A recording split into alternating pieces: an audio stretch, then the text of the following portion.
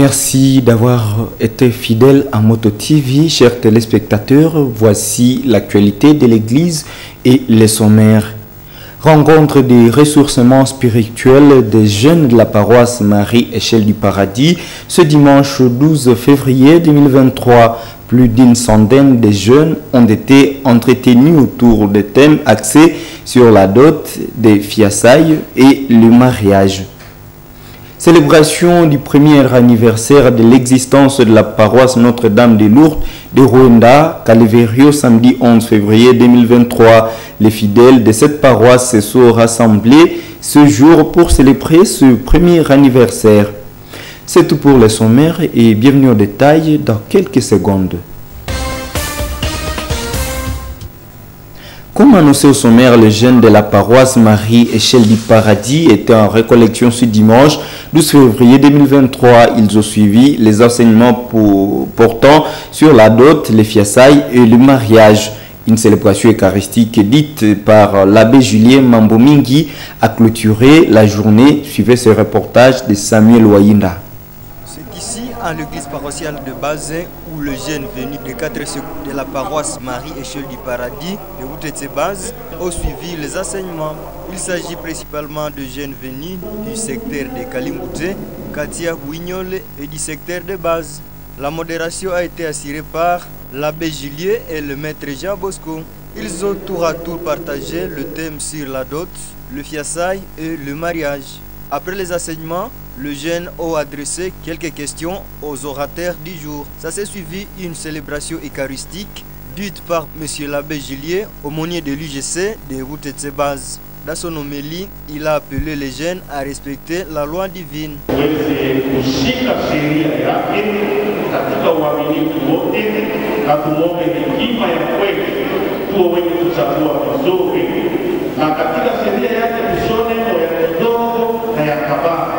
yote tulione sawa sawa.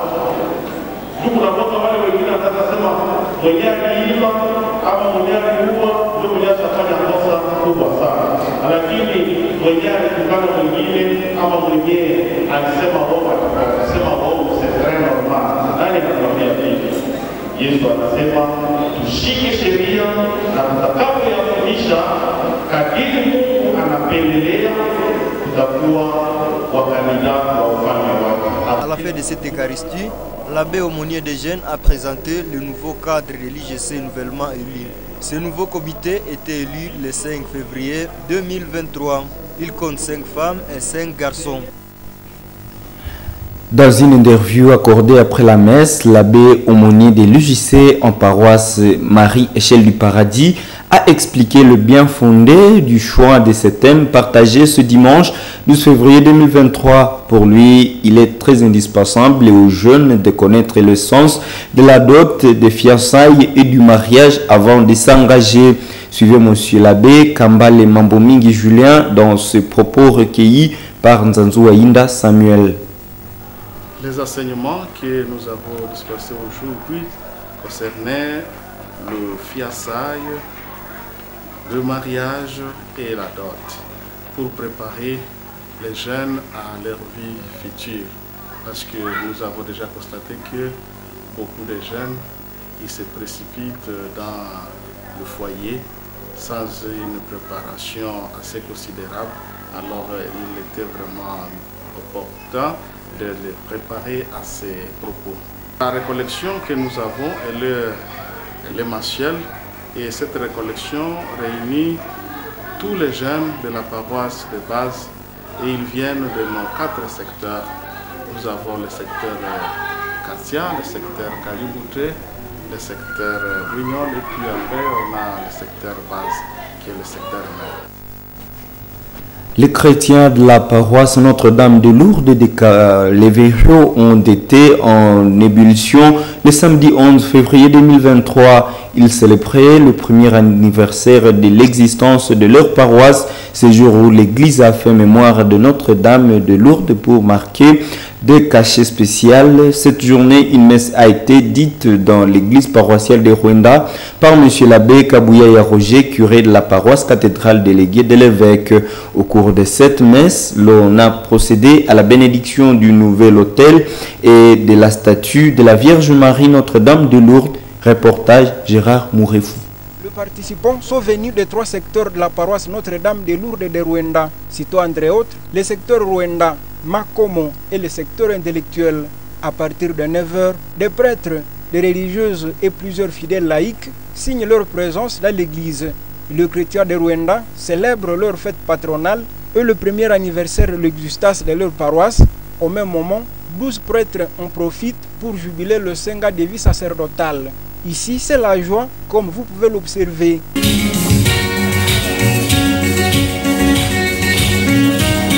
Au début de la messe, M. l'abbé Kabouya Roger a d'abord procédé à la bénédiction du nouvel autel nouvellement érigé dans l'église de Rwanda. Le délégué de l'évêque qui a présidé à l'Eucharistie a encouragé cette ferveur manifestée par les fidèles de Rwanda pendant seulement une année. Le célébrant du jour a exhorté les chrétiens de la paroisse Notre-Dame de Lourdes de Rwanda à l'union pour l'émergence de leur paroisse.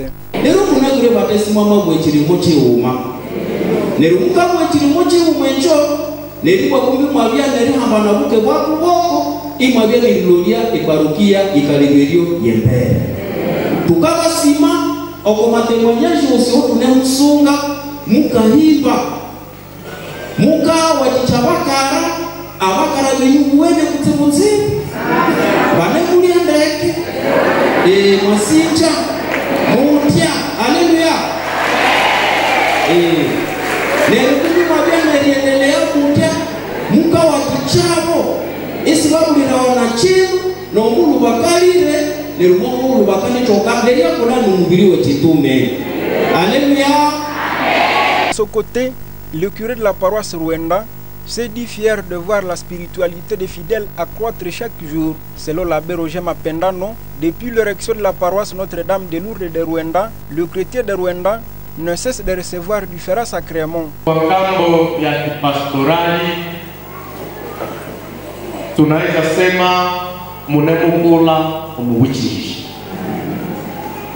omubuchiriria mukalangereka omumyakune omameroma eyo eikalangereka waziwazi omumwaka muzima twamabatisia abamini abandu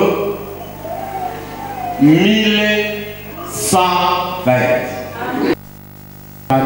na liasa mukakula mutumubikiriya tukabashima tuti elio mutakola mutia tunapokea sakramenta ya kitubio unapokea ukaristia tutalenga itwe bakara tutembeno beno omutima munemulo yayo eyolo alenga beno na yukashi eyushiko kwa toha akadushia enaroeka kanebeyo ateno tulolaye letima yenyu Alléluia.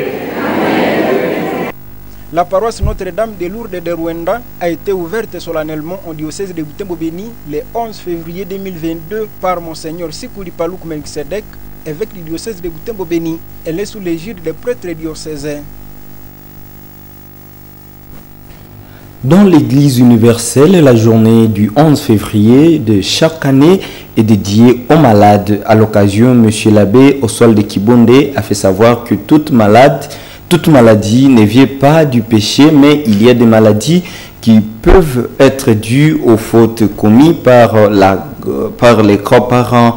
Dans une interview accordée le samedi 11 février à Moto TV, M. l'abbé Oswald a expliqué que tout être humain naît avec le péché originel. Cependant, il conseille aux personnes baptisées à recevoir le sacrement de baptême pour élaguer ce péché originel, vétère M. l'abbé Kibonde. Il y a des maladies purement somatiques qui demandent qu'on aille chez le médecin. Et les maladies dues aux causes non physiques, non somatiques, c'est des maladies qui peuvent être psychosomatiques ou des maladies démoniaques. Et même on peut avoir des maladies qui sont dues aux choses que les ancêtres ont fait. Et puisqu'il dit dans la Sainte Écriture, à Exode chapitre 20, versets 5 à 6, il dit qu'il punit les générations si les parents pêchent contre Dieu, il punit les fautes des pères jusqu'au fils et même jusqu'au petit-fils. Exode 20, versets 5 à 6. Et aussi les fils d'Israël ont été punis dans les airs pendant 40 ans à cause des péchés de leur père. Ils ont souffert pendant 40 ans. Nous lisons cela en Nombre, chapitre 14, versets 32 à 33. Et quand on lit aussi les Lamentations, chapitre 5, verset 7, nous voyons les gens qui souffrent à cause des péchés de leur père. Donc, il y a des maladies qui sont des conséquences des péchés des ancêtres. Et ça, nous lisons aussi dans la prière qui demande la guérison pour les péchés des parents, des grands-parents. On la trouve à Baruch, chapitre 3, verset 4 à 8. Donc il y a des maladies qui peuvent être dues et des malheurs qui peuvent être dus aux fautes des grands-parents. Et ça on appelle les péchés, même ça on appelle les péchés originels, les péchés de nos grands-parents. On trouve dans le livre de la Genèse et que le livre de la lettre de Saint Paul apôtre aux Romains chapitre 5 verset 12 dit à cause du péché d'Adam, tout fils d'Adam a ce péché-là. Quand on dit bin Adam, bin signifie le fils, Adam signifie Adam. Bin Adam, en soi signifie les fils d'Adam. Donc tout le monde qui naît avec ce péché-là que les grands-parents ont fait dans les jardins d'Éden. Donc tout péché n'est pas dû, et toute maladie n'est pas due au péché, mais il y a des maladies qui sont dues au péché.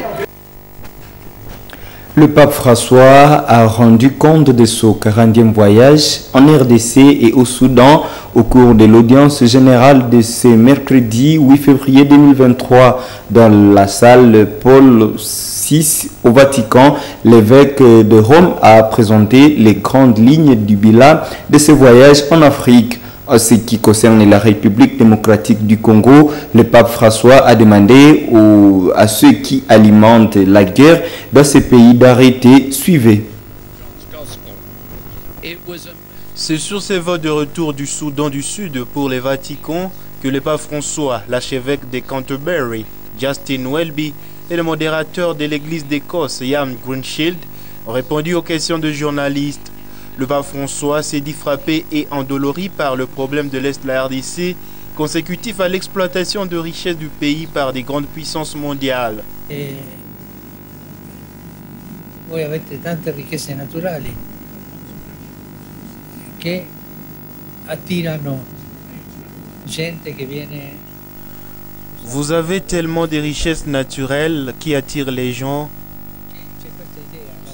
à venir exploiter les Congos, excusez les mots. Il y a cette idée que l'Afrique doit être exploitée. Quelqu'un dit, je ne sais pas si c'est vrai, que les pays qui possèdent des colonies ont donné leur indépendance à partir du sol, pas du dessous. Ils viennent pour les minerais.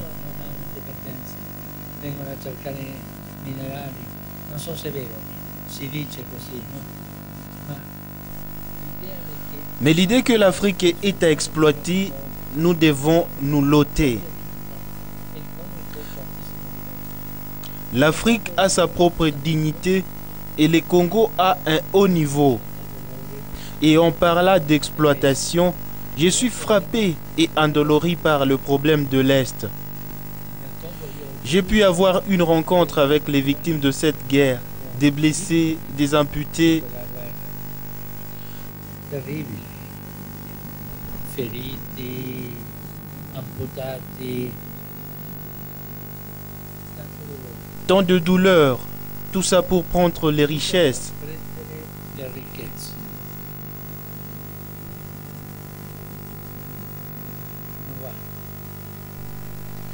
Ça ne va pas, ça ne va pas. Le Congo a tant de possibilités. Congo a tant de possibilités. Pour Justin Welby, l'archevêque de Canterbury, La RDC n'est pas le terrain des jeux de grande puissance ou de petites sociétés minières.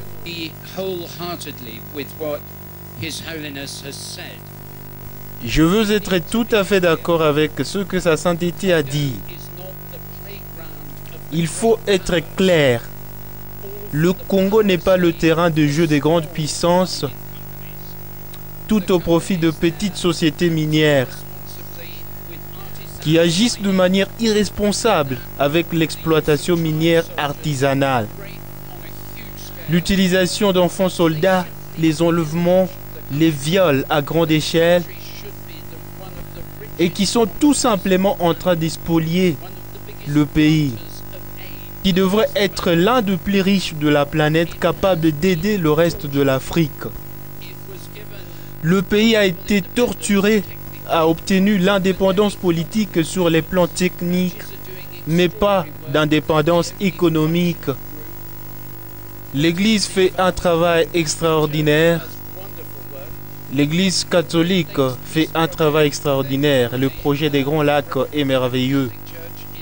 Mais les grandes puissances doivent dire, l'Afrique et en particulier le Congo ont tellement de ces métaux, ces minerais, ces ressources dont le reste du monde a besoin si le reste du monde veut faire une transition écologique et sauver la planète du changement climatique.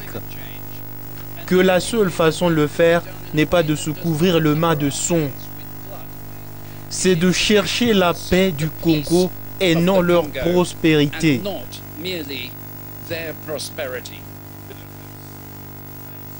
Pour Ian Greenshield, le modérateur de l'Église d'Écosse, la promotion du développement dans les pays africains passe par la reconnaissance des droits des femmes et surtout des jeunes femmes. Le pape a mentionné les jeunes, des jeunes hommes droits, bons, méritent l'opportunité à accéder au développement. De mon expérience dans d'autres parties du monde, des jeunes femmes brillantes méritent exactement les mêmes opportunités que les autres, quels que soient les pays, mais particulièrement dans les pays en développement. C'est mon devoir que les droits des femmes, des jeunes femmes en particulier, soient reconnus comme primordiaux. Cette conférence de presse fait suite au voyage de 6 jours du pape François en Afrique. Il est venu en République démocratique du Congo du mardi 31 janvier au vendredi 3 février 2023, avant de se rendre au Soudan du Sud du vendredi 3 février au dimanche 5 février 2023. Le souverain pontife a annoncé la paix dans ces deux pays de l'Afrique centrale, secoués par des conflits armés où sont commis des actes horribles contre l'humanité.